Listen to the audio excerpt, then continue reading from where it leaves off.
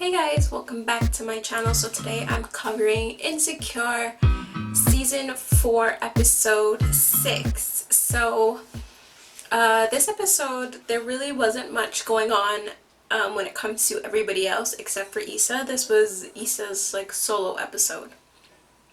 So it takes place right after the block party, the morning after, and she's kind of just staring up in bed. So she checks her messages and sees that I believe Nathan sent her a message, and Kelly sent her a message, and her brother sent her a message. She's still reeling and replaying the conversation with Molly and them arguing. Either way, she goes online and she sees that everyone thinks that her block party was a success anyways. Everyone loved it. They want to see another one. They had a great time, so that kind of lifts her spirits. So I don't know if that day, Issa thought that like this is a day that I'm going to do good things, be kind to other people.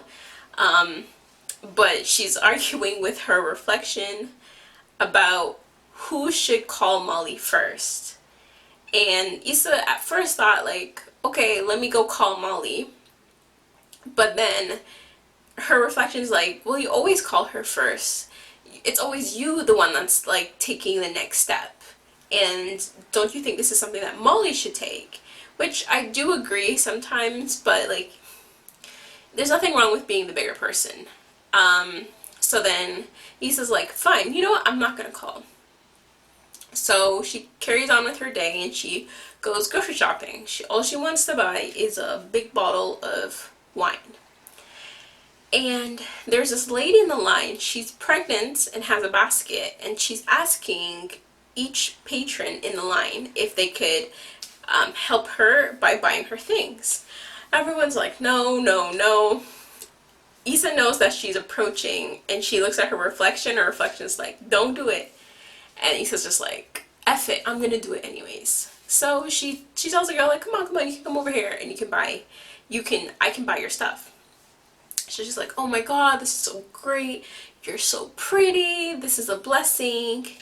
So then everything comes up to $150, which I think that girl was a little bit extra, expecting someone to fork on another, even if that big bottle, because it looked like cheap grocery wine, even if it was like $20, $30, no one's going to be forking that extra $120 for your things. And so she sees a total, and then she went to swipe her card, and when she's swiping it, it declines. So Issa never has money. She's been not having money. And the girl's just kind of, then like the roles reverse, and then the pregnant girl feels sorry for Issa, like, don't worry about paying, like, I'm good, like, it's okay. And, but she buys her wine. Throughout the whole episode, Kelly is trying to get in touch with Issa to try to let her work things out with Molly, wanting to know how she's doing and things of that nature, but Issa keeps ignoring her calls. Issa does talk to Nathan, and Nathan hypes her up. Nathan makes her feel better, but I'm still really glad that they're still not trying to pursue anything, that this is like strictly a friendship type of thing, because I feel like I'm still not liking him, so he can stay over there. So Issa, while she's driving to the event she's going to, she notices a man who had just missed his bus, this old man. And instead of her kind of driving off and saying it is what it is, she's like, okay, I'm gonna stop and pick him up. Once again, her conscience is like, girl, don't do it. And she's like, no, I'm gonna do it. So she asks the guy, hey, do you need a ride? I'm going up north. I could drop you off somewhere. The guy is very skeptical of her because she is essentially a stranger, and he's just like, yo, I'm not scared to bitch slap a girl and blah blah blah, and don't try any funny business. And you could tell like the guy's a little bit off his rocker. I liked when he was just like, watch out for like the things in your life and stuff like that. And he all of a sudden has to pee and he has to pee right away. And she stops at a laundromat for him to pee at. And once again, her conscience is like, girl, you can drive off. No one would notice. Just go. And she's like, you know what? No, I'm gonna stay. I'm going to wait for him. So she waits for him, and it was funny because he thought he saw his like crackhead friend pushing a cart, and he was like, blah blah, I forgot his name, like Chris, or I started with a C or something. And she was just like, holy hell, like I have somewhere to go, can you please? And she ends up driving him to his destination, and you see that he ends up meeting his son for the first time, I guess. And then Issa realizes she's running late, and she's running late for a paint and sip event, which I've always wanted to go to something like that. The only thing is I don't have space to put any paintings in my house anymore, so I don't know what I would do with the painting, but it seemed like a pretty fun event. And this is where Issa brings the wine to. So the event is about to start. She looks around to see like, okay, where am I going to find a seat? And she finds a seat with these 3 other women. And she finds out that they are here from DC for, I guess, like a bachelorette trip, just to hang out, have fun as girls. And they take a liking to Issa, talking to Issa. The relationship seems like pretty good, and I was just like, yay, Issa's making some other friends. But I'm just like, it sucks that they're from DC, but I am so happy she's talking to other people. Like, not just the circle of friends are her friends. She needs to also have other friends. And so I'm just like, yay, yay, yay. They're talking, joking around and everything. And then at the end, oh, and Issa does share her wine with all the girls. And then at the end, one of the girls had approached her and said, hey, do you want to go to the bar with us? It's around the corner. So Issa's like, she thought about it, but then her conscience told her to go, and she was like, yeah, I'll come. So they're having a grand old time, talking about man, talking about life. Issa also gets to explain her job. Like, looking at this at first, I was just like, oh my god, they're taking an interest into her work and stuff like that. Asking her about the ins and outs of LA. And she decides to go, well, she not decides, she has to go to the washroom, and so does the other girl. So they're in the washroom, and she's talking about stuff, and then, which, if that girl did go to the washroom, that girl did not wash her hands, because we did not hear anything. So then Issa realizes she's talking to this girl, and she sounds like Issa can like hear herself, and she's just like, wait, where's this girl? She looks down, she's the girl gone, and she's kind of like, So then she goes out, and she sees a table that they were sitting at that no one is there, and that she finds this paper of like a checklist to do, like almost like a bridesmaid or bride's checklist, and one of the things was befriend a stranger and to dine and dash. And then it's at the bottom, you can get like extra points for doing more than one activity at the same time. So then it hits Issa, and it hit me too. I was like, oh god, these people, like, these women are a piece of shits. And so Issa's left with the bill, because the girl's like, the waitress comes and says, okay, so how are we gonna do this? Knowing that, girl, you don't see no one here. There's only one person here. So then Issa is like defeated, and she goes outside, and she has this like dream, or this montage of her confronting the girls because she sees them, and then taking the picture and hitting it over a girl's head. Which, the way that girl was going on, she acted like she was doing the most. When I was just like, girl, you're lucky that's all you got, because I wouldn't have hit you like this. I would have chucked it at you. So, but Issa's not that type of person, and I know that like Issa would never do something like that. So it's just like a dream. And Issa sees them and doesn't do anything about it. It's in her nature. She's not confrontational, but like that was really, really bad. So then she calls somebody and asks them to come over. And when she did that, I was like, Issa, please, please, you're not in the right state of mind. Calm down. Be careful who you call, because this could lead to something bad.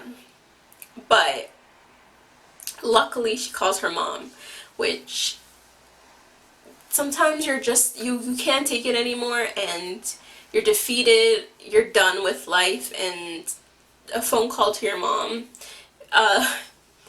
sometimes just makes it alright.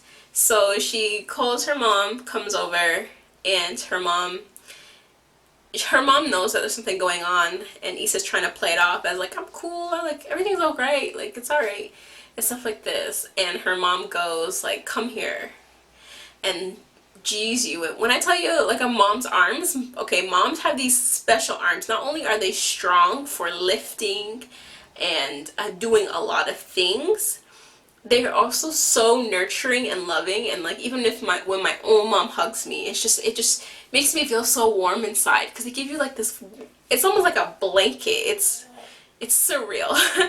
She gave her the mommy hug, and this girl, waterworks started coming.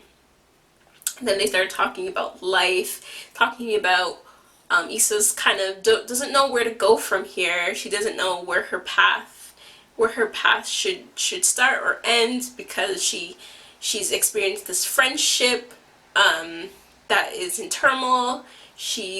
Her career, what is she gonna do next with this?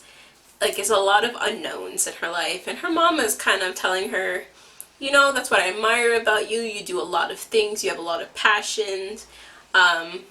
Even though you guys were mistakes, I love you guys, and I'm happy, and I admire you guys. So that was really, really loving, really, really cute. Then Issa, she kind of lets that all sink in and kind of starts a new day as like, I'm gonna do better. She has like, I guess, her own like self-care Sunday, and she's feeling herself. I felt like in her head she's like, what, I'm gonna focus on the positive things. I'm not gonna dwell on these negativity. I'm gonna focus on the positive things moving forward, and I appreciate that. So she said, hi spirit. She's high, figuratively and literally, and she decides, what, I'm going to create another block party, and because it was such a success, let me answer back all these people. It was successful aside from the fight and stuff like this, and she's in good spirits. So she's like, she got the munchies. She's like, I'm hungry. I'm gonna go and get something at this Ethiopian place. So she's like, I'm gonna get my food. She's so happy. And she goes and she's about to open the door and she sees Molly.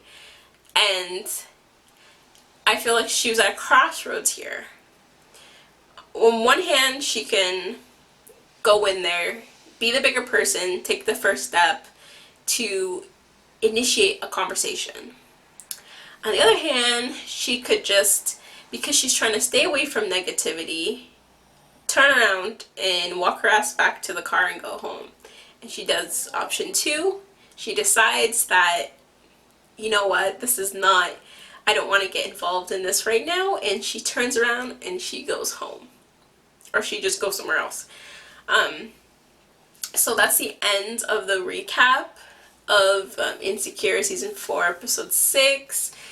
It was very depressing because I was like, Issa, no! Like, all these bad things are happening to her, but I feel like she's going to be on top when she's done with all of this. I'm very curious to see Molly's perspective on things and how she's taking all of this, because I feel like Issa, even though she did want to call her and apologize to her, she's decided not to, and she's trying to stay in positivity and try to do things for other people, help out, and things of that nature. It did not work out for her, but like that's where she's going right now.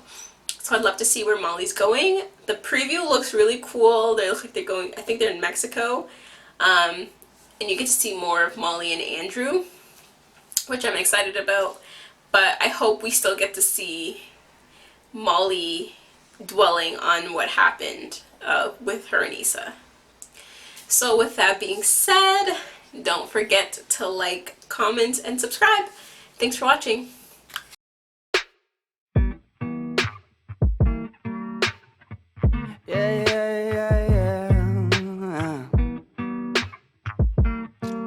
Yeah. I'm just a dumb cunt, fucking sick and tired of it. Maybe I could front love, maybe I could buy a zip, maybe I get fucked up. Next time I could save some. Why it's gotta be like this? Why it's gotta be that way? Put it inside. Feel so rise up, banging on that loud.